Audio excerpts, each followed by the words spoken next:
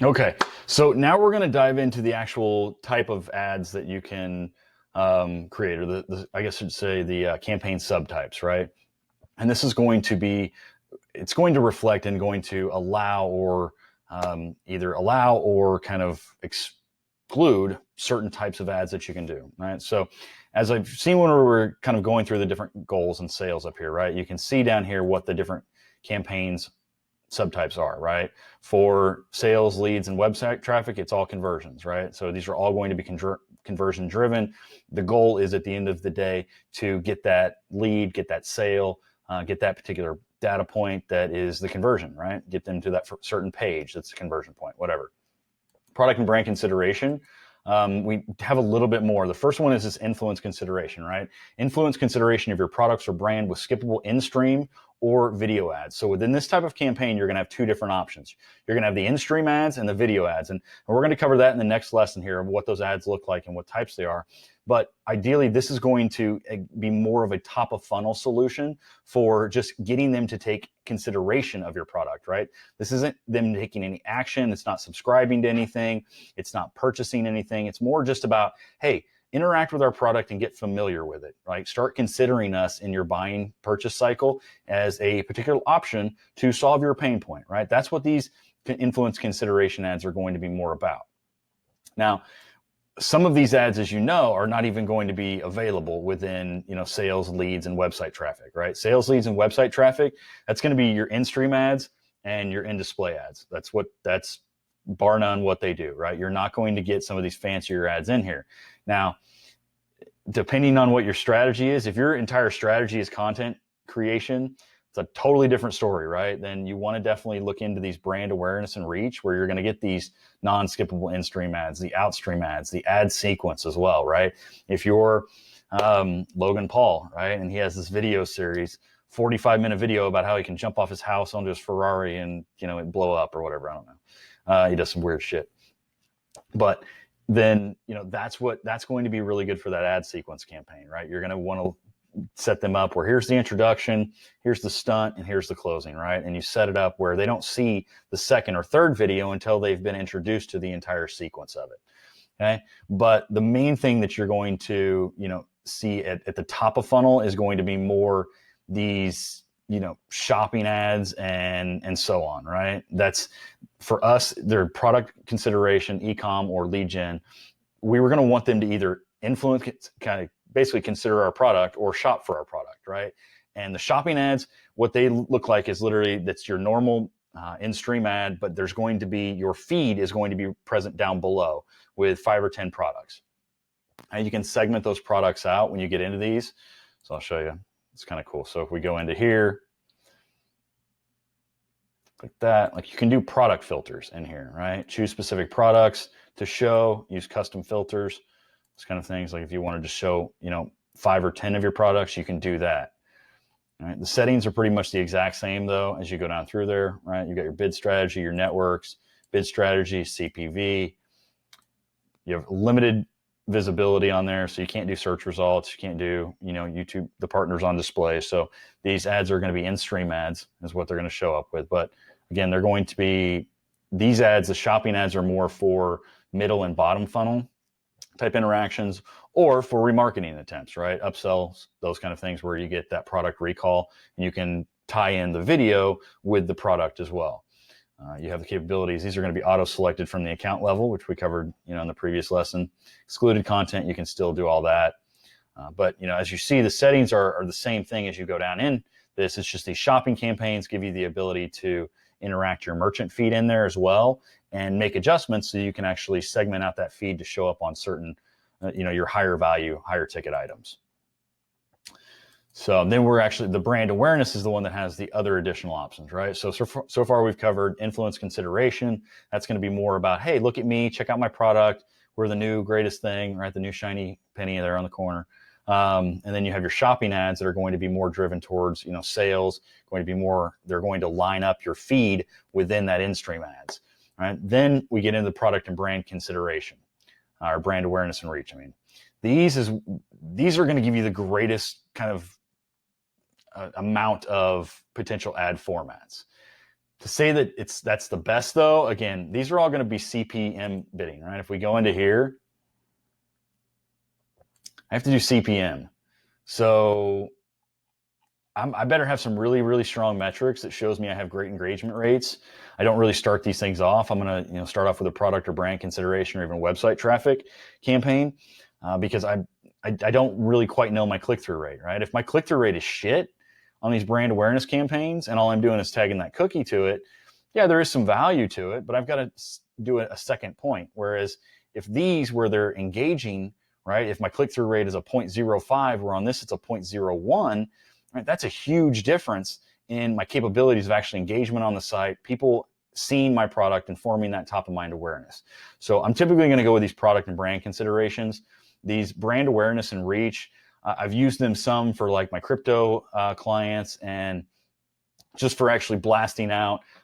We did some YouTube live events and some Facebook live events and those kind of things. I've used them to get more exposure there. Right? But primarily, these are the formats you're relegated to within this, right? You have a skippable in-stream ad, get efficient impressions and reach with skippable in-stream ads. The only problem with these is they're not CPV, right? So what it's going to do is it's going to play for 5 or 10 seconds. It's going to give, or 10 or 15 seconds, I should say. It's going to give them the skip button. They're going to click it and you're still going to be charged, right? Even if they skip it, where at least with the other one, the product and brand consideration, it is performance based. So if they click on it, you're charged. If they skip through it, you're not charged. That's pretty simple. Bumper ads are 6-second ads. That's what they are. They show up in the middle, before or after videos, and they're more for brand recall. They're more for branding initiatives, right? Like either reminding me of a concert that's coming up soon, or reminding me that Columbia has a Christmas sale or something along those lines. The non-skippable in-stream ads share your entire message with up to 15-second non-skippable in-stream ads. These are great if you want really, really engaged content. The only downside to them is they're only 15 seconds. So you need to make sure you're getting your branding in, you're getting your logo, you're getting your call to action in there, and you're also getting some sort of value prop to help tie that in and build value through those campaigns. These outstream ads, they're going to be on more of a display type, and they're really good as well. But it's more about branding initiatives. Those are going to be more for larger companies with larger budgets, and not so much about what we've been talking about within the course about working people down the funnel, right? This is more about, let's just shotgun out there and get as many people aware of the fact that we're doing Woodstock in 2020, right? That's what those videos are going to be more about. The ad sequence, again, kind of covered it earlier. The ad sequences are going to be really good for people that have very, very long content, but they may be broken it up and segmented out into a certain part series, 3-part series, 4-part series, something along those lines. Or if you have particular content that is going to expose, right? Like you want to talk about the one thing that they did really well with, I race UTVs and ride UTVs. So they did the X3, right? They did this ad sequence where it was like you got exposed to the X3 first off, and it was just it showed just one of the wheels, right? And then the next sequence was the next week, and they showed the grill of it.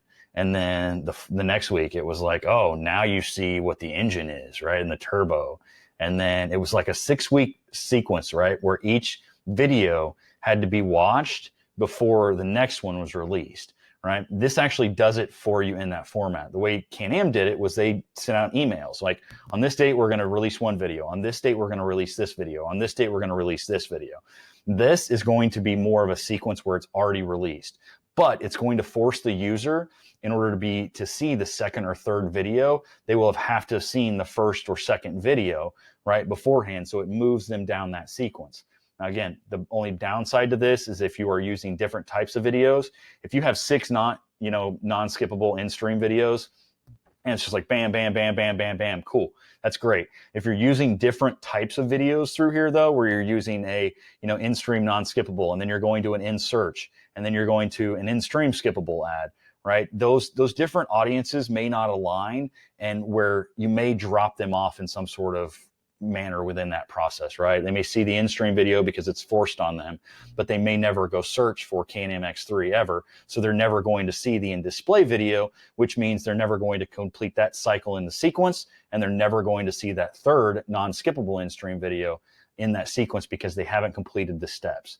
So that's one thing you need to be cautious about the ad sequence campaigns, is just the simple fact that you need to have a very, very tight strategy and content that's going to be, very similarly formatted or in the same formats, so that it just rolls through in a very easy, just a quality user experience, quite frankly, right? If you fuck up that experience, like, Google's going to ding you, and you may not even ever complete it, right? Your third, fourth, fifth video may never be seen because that first or second video just doesn't have the same volume or performance or capabilities on people getting through it, right? So those are the type of different subtype of campaigns that you can set. These are more about the type of ads that we're going to deploy within that is really what that subtype is going to reflect. As you can see, when we get into the sequence campaign, it was setting up steps. And if you do the non-skippable in-stream, or, it's just going to do a 15-second video, you're just going to find it in here, right? I put my YouTube video in here, let's do this,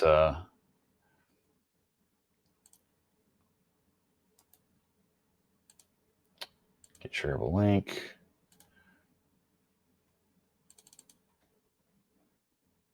Oh, this video is too long. Choose a video that's 15 seconds, right? Like, okay, well, shit, that doesn't work. Leave. So as you can see, right, you need to make sure that your content, just like we were talking about when building out the campaigns in Editor, just like we've talked about when building out your campaigns at any point in time, make sure that your content is appropriately sized so that you don't get frustrated with having to do it mid-cycle and kind of break your concentration, right? It's much better to kind of keep that focus and move forward along the line than have to go off and try and recreate your video or do editing, things like that. So those are the type of subtype of campaigns that you can utilize in order to make sure that your content is viewed in the appropriate way, it's getting the appropriate volume, it's also getting the appropriate engagement and impact that will result in lower CPAs, higher conversion rates, and more money in your pocket. So we're going to jump into the next segment where we're going to talk more about the campaign ad types, and I'm going to go into the more different types of, in-stream versus outstream and non-skippable and all that, and what the specifics of those are. So stick with me in the next video, and we're going to complete this YouTube lesson and get you really started with developing that top of funnel content in a whole new manner and making more money.